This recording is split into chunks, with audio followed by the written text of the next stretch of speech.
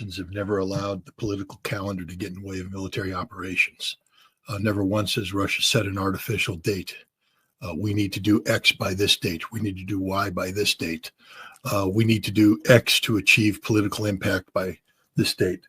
The Russians have been consistent from the very beginning of the special military operation that, what happens on the ground militarily is driven by military objectives. And those objectives are accomplished as it happens. So I don't think there's any connection between Vladimir. If Rubio and Waltz hadn't met in Saudi Arabia, Vladimir Putin would still be showing up in Kursk in a military uniform. This is about the liberation of Russian territory, sacred Russian territory. And this is about sending a signal to Ukraine and the world, independent of whatever negotiations are taking place, that Russia is serious about this. There will be consequences for Ukraine. Putin ordered Gerasimov to continue operations following the liberation of Kursk to build a buffer zone, a security buffer zone in Ukraine, separating Ukraine from Russia. And I think that's what we're going to be seeing as this conflict continues, as Russia continues to defeat the Ukrainian military, drive them back, as Russia achieves its borders. Russia will continue the assault into what Russia acknowledges to be Ukrainian territory to establish buffer zones. Russia will never again allow Ukraine the opportunity to fire shells from Ukrainian soil that impact Russia. Putin's warned about this from the very beginning, and this is the reality. Welcome to Russian negotiations 101. The Russians have said that whatever happens on the negotiating table, it has to be related to the reality on the ground. And the reality on the ground is that the Russian terms are quite specific. The totality of constitutional Russia will be Russian. There's no negotiation. There's no, territorial swap. There's no holding on to a piece of Russia to get this. All of Russia is Russia, and all of Russia includes Kherson, Zaporizhia, Donetsk, Lugansk, and Crimea, and Kursk, by the way. And at the end of the day, once this territory there will be a demilitarized zone in Ukraine, and only Ukraine. Russia will not demilitarize. I don't know what anybody else thinks is going to happen, but Russian troops will be on Russian soil. There will be no pulling back. There will be Russia will protect Russia. Ukraine, the defeated nation, will have to make these concessions. It's just the reality of it. And the longer Ukraine holds out, the more stark the reality will become. But Russia's not doing this to get the upper hand at the negotiating table. These military operations were defined by military objectives that were established by Russia well before the current round of negotiations began. And Russia's been consistent from day one as to what these objectives are. Neutrality for Ukraine, demilitarization, denazification. End of story. And that's a message in and of itself, though, isn't it, Scott? Because some have noted that Vladimir Putin just showing up in a military uniform, it might be coincidental. It might have nothing to do with this announcement of the third-day ceasefire, but it's significant because throughout this whole duration of the conflict, Putin has not been donning military gear. He has not been using ploys like the sweaty sweatshirt, as Pepe Escobar calls Zelensky, always wearing that sweatshirt, never wearing any attire worth the professionalism of a politician. What do you make of this? Do you find that there is any message sent here, even if it isn't about the negotiations, though, you said to the entire world, but do you find that this might be a message to the United States, the collective West, those who are at the root cause of this conflict? I don't think Russia's in the business of sending messages to the United States or Europe. Vladimir Putin is the leader of the Russian nation, and Vladimir Putin sends messages to the Russian people. And the point he's trying to make to the Russian people is that we are at war. We don't call it a war, but it's a warlike situation. Mother Russia was invaded and occupied by terrorists. And that's the one thing that he pointed out today, is that every Ukrainian soldier captured in Kursk will be treated as a terrorist because there isn't a state of war. This is a special military operation. I always get a kick out of watching people react to that. It's not, it's just a made up Russian term. No, it's a real Russian term, and it has real legal consequences. If I just ask people to remember, if you think Russia's at war with Ukraine, go visit Kiev and walk around. And take a look and say, wait a minute, it's an intact city. There's parties taking place. Russia's not at war with Kiev, because if Russia was at war with Kiev, Kiev wouldn't exist. Neither would any other major Ukrainian urban area. Russia's not at war. It's a special military operation, which is designed to protect the Russian people of the Donbass and of Novorossiya from the predations of the Banderists, the right sector, the ultranationalists, these murderous thugs, rapists who came in and sought to ethnically cleanse and culturally commit cultural genocide against the Russian people. And Vladimir Putin has made it clear that he is the president of the Russian nation, not the federation, the Russian nation. The Russian nation is the Russian people. The Russian people are defined not by geographic borders, but by shared heritage, culture, religion, etc. And the Russians of the Ukraine are protected by Donald Trump, by Vladimir Putin. This is what's happening right now. And he is the president of the Russian people, the Russian nation, and he's sending a signal that you violate Russia, you pay a price. Oh, by the way, he made it clear that mercenaries aren't protected by the Geneva Convention.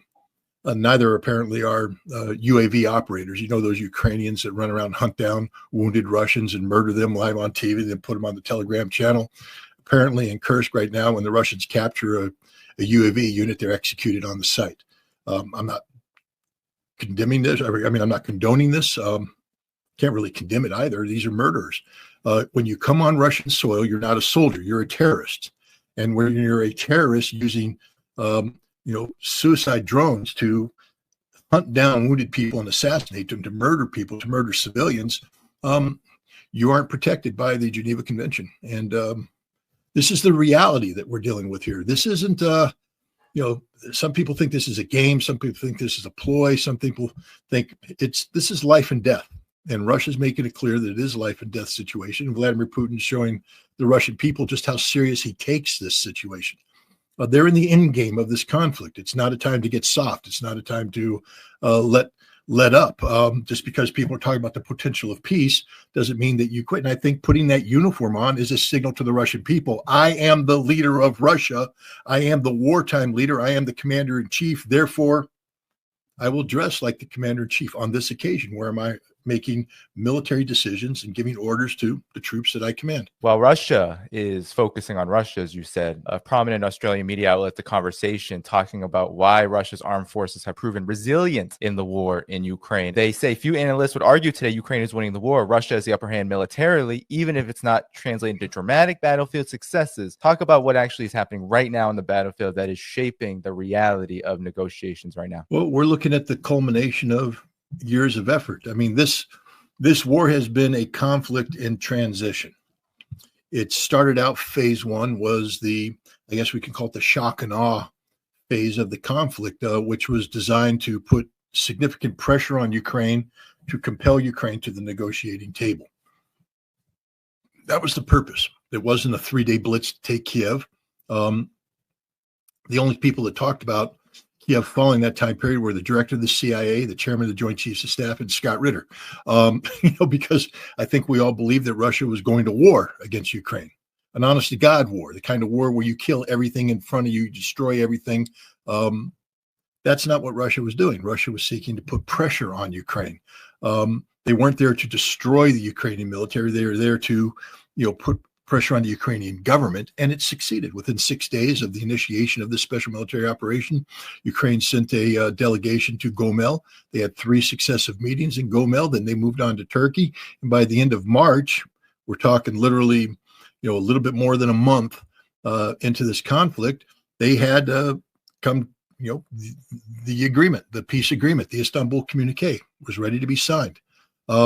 Success. The Russian operation was a success, except that the Ukrainians didn't follow through. Zelensky fell victim to pressure from NATO, from Boris Johnson, from the United States, and they continued the conflict. We then moved into phase 2 of this conflict, where Russia followed through with its good faith gesture, withdrew from around Kiev, withdrew from Sumy, and then began to continue its offensive operation, the goal of liberating the totality of Lugansk and Donetsk, to consolidate the land bridge that they had between Kherson and through Zaporizhia to Donetsk. And they were very successful. A lot of people don't remember that from April, May of 2022 up until August, the Russians were slaughtering the Ukrainian. The Ukrainian army was being destroyed piecemeal. But then they got a $48 billion injection in the arm, money, equipment, training. The Ukrainians were able to rebuild a military with significant Western assistance. They moved to phase 3, which is the initial Ukrainian counteroffensive in the Kharkov region, then later on in Kherson.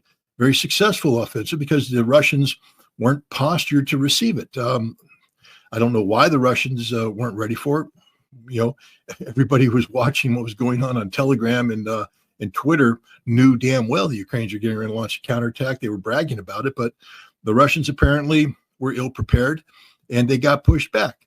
And then we get to phase 4, Russian mobilization, partial mobilization, 300,000 men, the entrenchment, digging in, training their military.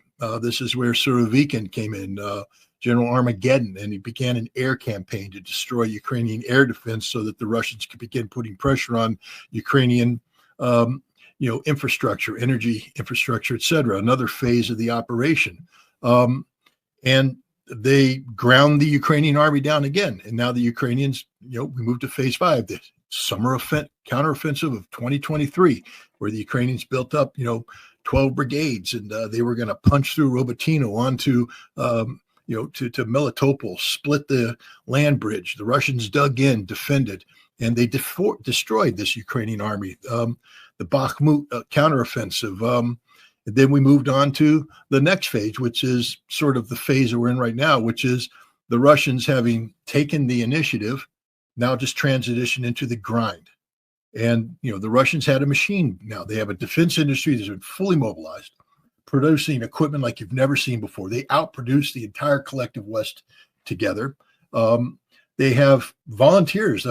This war has become patriotic for the Russians. They are fighting for a cause that the majority of Russians believe in, and therefore the Russians are able to recruit numbers that not only replace casualties on the battlefield, but allow significant reserves to be established. And they get into this grinding. Now, people are looking at the map and they're expecting, these big arrows back and forth. It's not the game the Russians are playing. The Russians right now are in the game of, we are going to wear down the Ukrainians along the totality of the line of contact, put pressure on them until at some point in time we reach the culminating point, the tipping point, and then the Ukrainians will collapse and the Russians will make movement. Now, people will wonder, what would that look like? Kursk, because Kursk is the same thing. The Ukrainians pumped in 100,000 troops. The Russians came in initially, contained it, and then they just gradually built up their forces. These aren't dramatic. I mean, they had, besides the pipeline operation, which was pretty damn dramatic, but even prior to that, the Russians had reached the point where the Ukrainians had nobody left to commit to the battle. And as a result, as the Russians grind down, the Ukrainians have to make adjustments or else they'll find themselves surrounded. They begin to withdraw. As they withdraw, the bridges get cut. They can't move. They get bombed. They have to abandon their equipment, run for their lives. They get ambushed, surrounded, surrendered. That's what collapse looks like. And you're going to see the Russians rapidly clear out Kursk and push on into Sumy. And I think we're going to start seeing this more and more along the Eastern Front, depending on whose geography you're using from a Ukrainian perspective, the Eastern Front, with the Russians again pushing aggressively. The Ukrainians they're running out of everything: manpower, equipment, ammunition. About the only thing they have left are drones. But it looks like, as shown in Kursk, the Russians have figured out Ukrainian drone warfare, and right now they have hunting units to go out there and hunt down Ukrainian drone operators. So the second that a Ukrainian drone goes in the air, the Russians not only try to neutralize that, but then they've been an aggressive hunt to find the people operating those drones. And, just using simple intelligence preparation of the battlefield, you capture a couple of these drones, you understand the ranges that we're operating. So when you see a drone, you can draw a range arc. Then you basically look for roads, you look for buildings. and you put your reconnaissance on there. You see where drones are recovered, and then you come in and you kill them. And right now, the Ukrainians are running out of drone operators. They have drones. They're producing them right there on the spot, but they're running out of drone operators because the Russians are just hunting them down and killing them. And then when you don't have a drone operator, you can't operate the drones. You lose your advantage, and the Russians push forward even more aggressively. And that's what we're seeing on the entire front. Right as Ukraine was negotiating with the Trump team, Kiev actually conducted a drone attack, hundreds of drones in the Moscow region. It seems that every time that Ukraine is on the ropes on the battlefield, something like this happens. Where do they factor in? How does Russia take care of them? And what's their response from here? We just had a negotiation, and yet Ukraine was also at the same time attacking Russia. Look, there's a psychological aspect to this attack. There's a political aspect. There's a military aspect. It's an act of terrorism. The Ukrainians are trying to get the Russians to overreact. It's a deliberate provocation on the part of Ukraine. And there are many people out there who are like, oh, Russia now needs to deploy the Oreshnik, and they need to do this, they need to do that. But when you think about it, I mean, I don't mean to be too crass here, because any civilian death is one too many.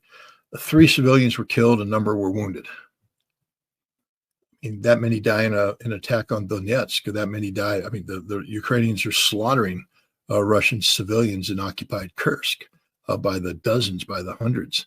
I